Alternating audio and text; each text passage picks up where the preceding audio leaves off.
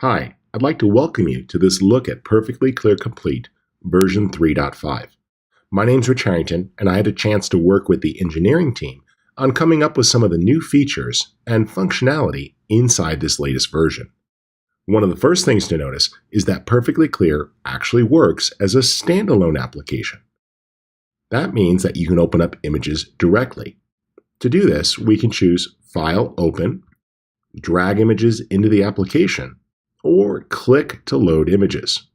Let's navigate here to a few JPEG images, and I'll click Open.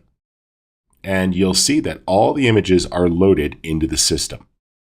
Now, one of the things that I like is that when you open up multiple images, they're available to you.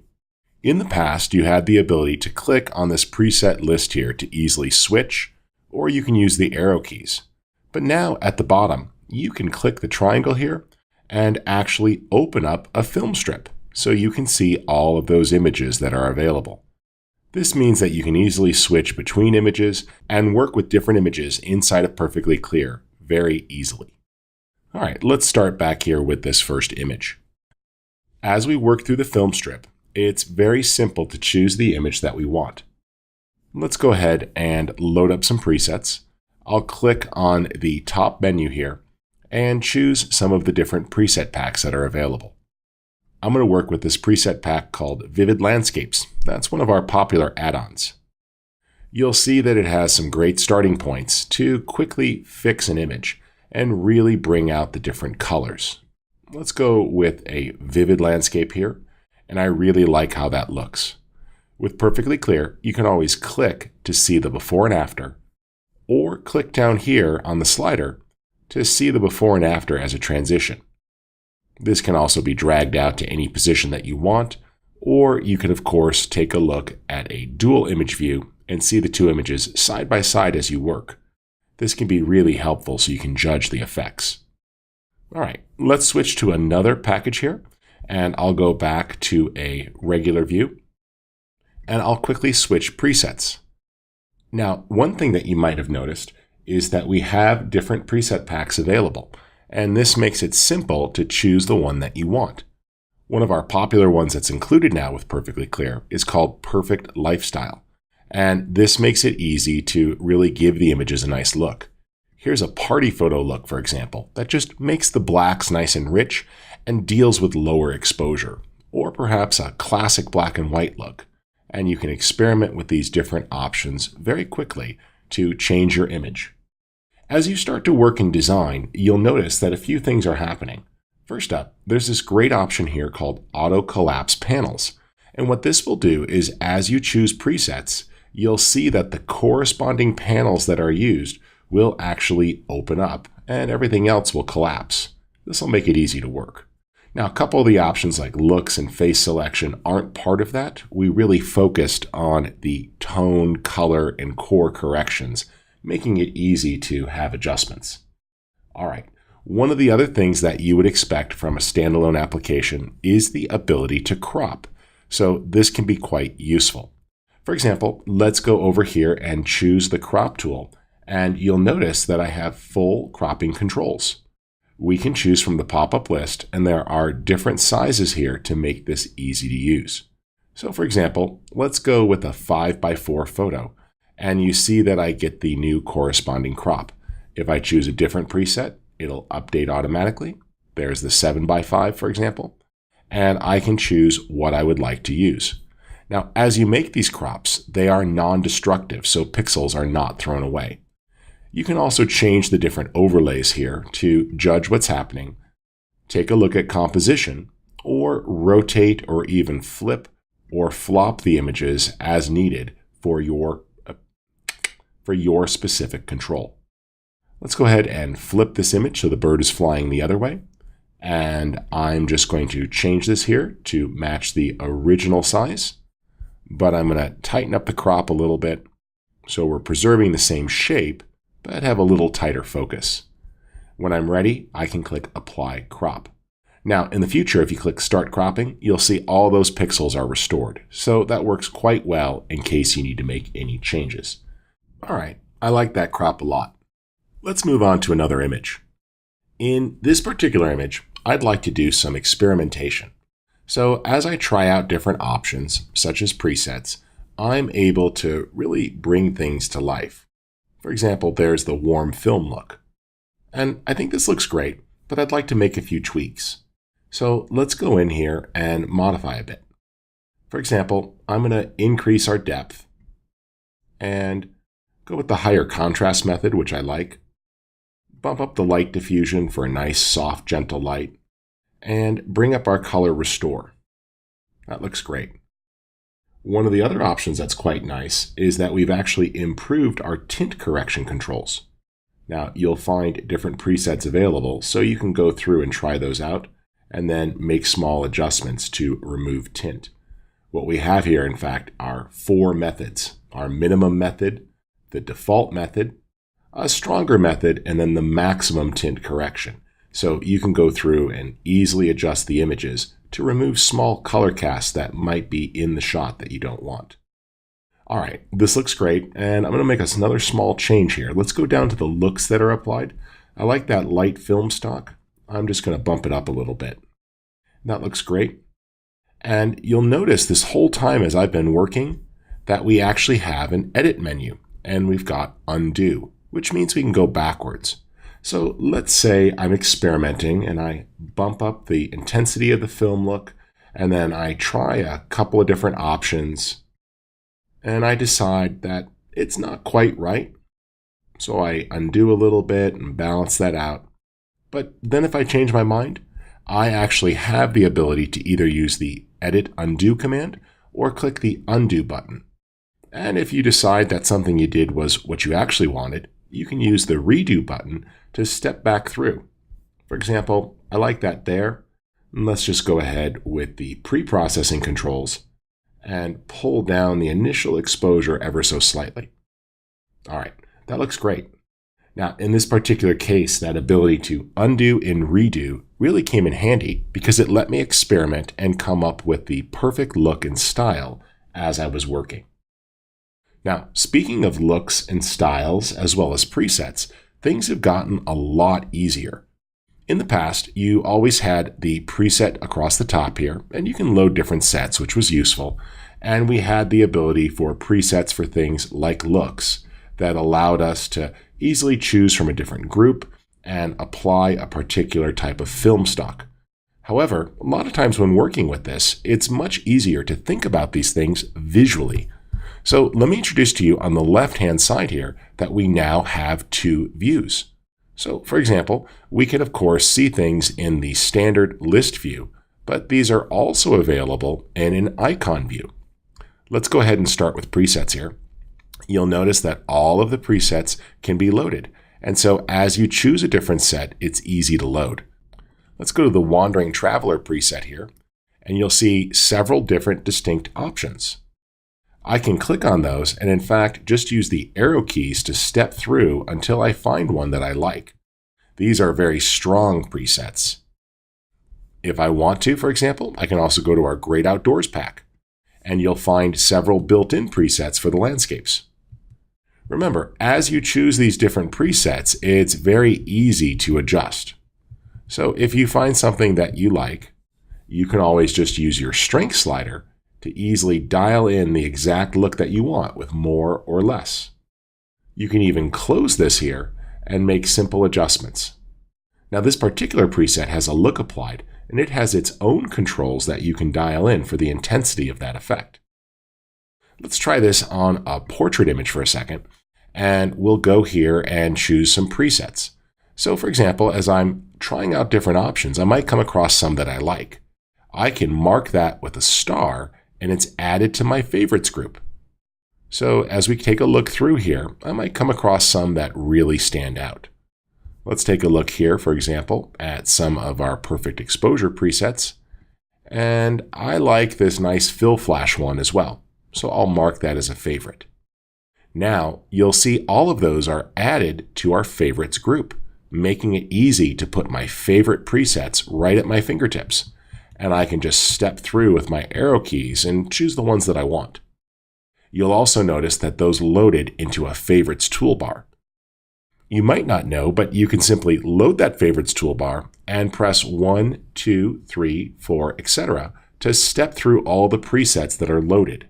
This makes it really fast to work, and in fact, you can even close everything down and just have the preset bar open so you can choose exactly the controls that you're looking to use. And then with a simple slider, tweak the strength of that preset for more or less, making it very fast and easy to use Perfectly Clear to get professional results. All right, let's open up that browser again. And besides the ability for presets, we also have looks. These allow you to change the look of the image. For example, we include an entire collection of digital film stocks, and these can create some great looks for the image, really giving it the emotional impact of film. There are lots of presets available, including ones that ship with the application and additional ones that we make available for free and sale in our online store. You can mark your favorites here as well, and as you do that, they'll automatically be placed in. For example, I just love the feeling of this autumn look. I can toggle that on and off there, and you see it just brings out this warm, emotional color. Or perhaps the traditional brownie camera look. But remember, all looks have a strength slider. This allows you to just tone it down and get exactly the look that you want, from a subtle bleached look to a much stronger one, letting you dial in just the right amount. And you'll see we even added a quick shortcut here for the looks if you've got the control panel minimized. This makes it simple to adjust, or you can do that right here on the bottom. Want a little more film look? Just pump it up. Tone it down, drag to the left. It makes it fast and easy to put in the exact look that you're going for, so you get the perfect overall style. All right, I think the addition of visual presets and looks are really going to come in handy, and these are quite useful. Remember, if you need to know more about any feature, you can just click on the Help button, and a detailed tutorial will launch to walk you through that new feature. Now, some of the newest features are still having those tutorials recorded. This is an advanced look at the product, which will be shipping later this year. Let's talk about another great addition, and that is the manual finishing controls. So, for example, perhaps I've dialed in just the right look for an image, and I like where it's going, but I'd like to make a few tweaks. You could, of course, make all of the adjustments using the presets and refinement, but many folks will find that they might want to tweak something a little more specifically. Well, at the very bottom, we've added another category of tools called finishing tools, and these will seem very familiar if you've used traditional manual photo editing software. These aren't intelligent tools that automatically analyze your image and calculate the right result. Rather, you have precise control so you can tweak the image. So, for example, if I want to change the color temperature of this image, maybe I want to give it a cooler feel, I can do so, or a warmer feel. If I need to, I can tweak the exposure manually. But more likely, you might take advantage of a little bit of extra contrast or flattening the image. In this case, that really affects how things are brought out in the tunnel. I can reduce the contrast and then crush the blacks a little bit to still keep those nice and rich and bring back a little bit of vibrance on the color. These manual tools are going to give you the standard things you're used to, such as highlights and shadows, so you can dial in exactly what you're going for, so you can get the perfect amount of tone control as you see fit. And that's just a nice way that you can really further manipulate the image if you decide you want to. After all, without those tools, this is a ready-to-print, lab-perfect image, but you might have a goal of changing the color temperature on that, or modifying the overall contrast a bit and tweaking the black point and the white point. This will give you those controls inside the finishing tools so you can get exactly the type of image that you want. Now, those manual finishing tools don't just apply globally. We've added a new set of controls for both stylistic vignettes and radial filters, and these can be quite cool. Let's do a vignette first. I'll go back to our portrait image here. I'm going to load in our graduated filter tool. It's right here towards the bottom. And what you'll see is it includes the ability to adjust the shape of the filter, as well as inside and outside controls. Now, we're still making a few tweaks to this. You'll see shortly the ability to actually visualize the tool and see the overlay, and we're going to add some other controls so it's easier to continue to work with presets for this tool. Those will be ready shortly. But here's a first look. I can choose the image and place the center exactly where I want. For example, right there on our subject. And now let's go ahead and adjust the outside a bit. What I'm going to do is pull down the exposure. So I'll go ahead and drop that a bit. And let's tone down the feathering a little bit so you can really see the edge. Well, this is giving us a precise control. And what I can do is adjust the size of that, as well as the shape to affect the roundness or overall aspect ratio.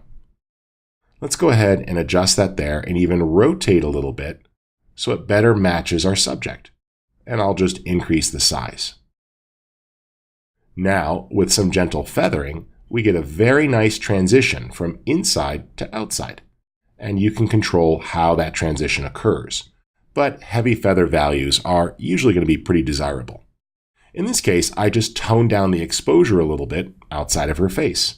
And while I'm at it, I can also do things like tweak the color.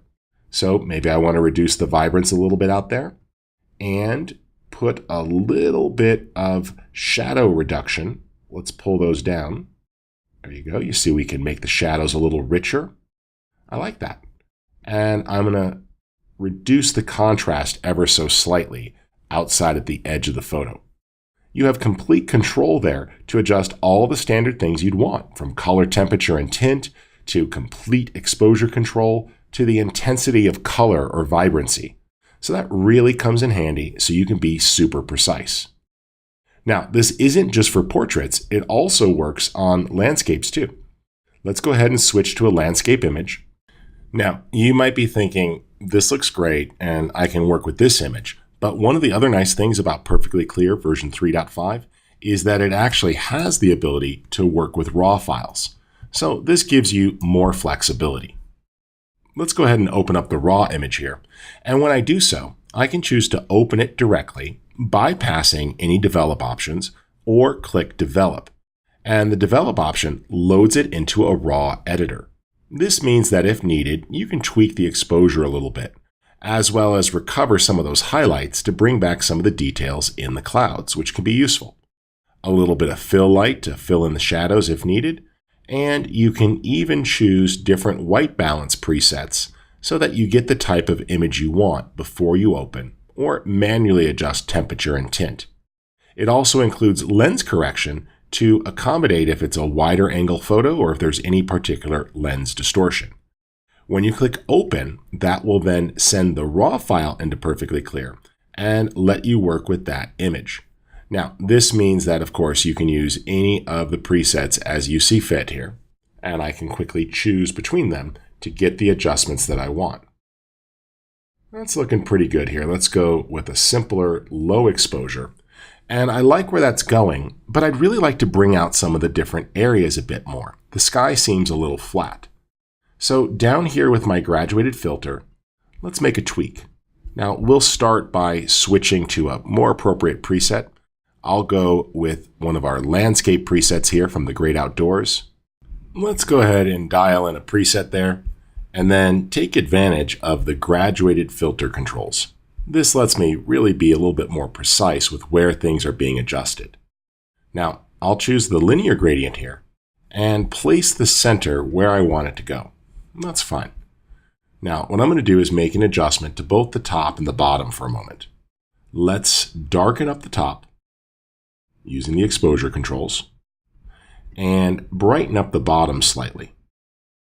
Now, one of the things you'll notice is that we have feathering and the ability to control a gap. So this means that we can have no gap, a small gap for a clear area, or a very big transition, essentially giving you the ability to adjust top and bottom independently. And this is unique.